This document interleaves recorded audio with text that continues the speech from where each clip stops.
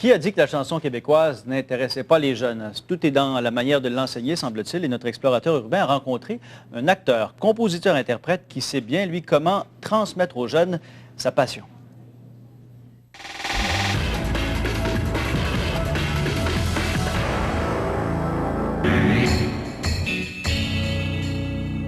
Ce chanteur s'en va à la rencontre de son public. Yvan Pillon est auteur, compositeur, interprète.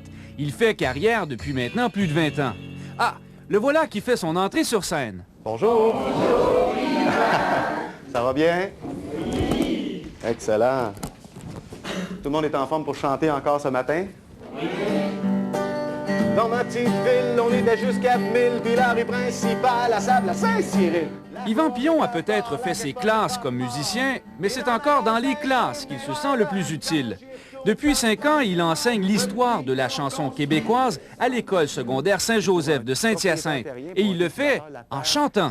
C'est l'époque de l'Expo 1967, où pour la première fois, le Québec recevait des délégations internationales, donc c'était comme une ouverture sur le monde. On va la chanter. En 67, tout était beau.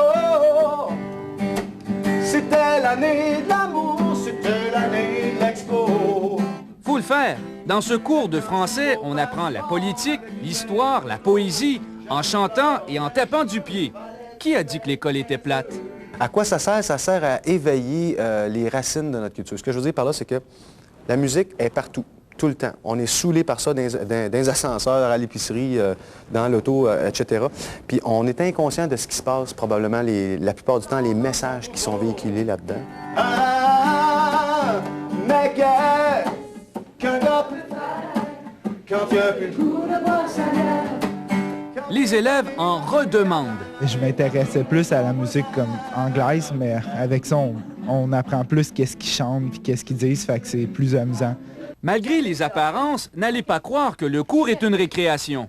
En secondaire 2, faire de la politique, faire autant de notions religieuses, sociales, économiques, là, il faut qu'il soit éveillé à ça. Fait que quand il commence à prendre des notes, là, on dit l'examen va avoir 250 questions, c'est comme « My God, c'est pas ici qu'on va perdre notre temps ».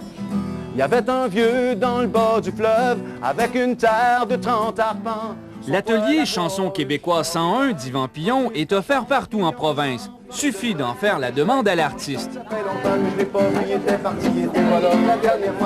Voilà déjà la fin du cours arrivé. C'est que le temps passe vite en chantant.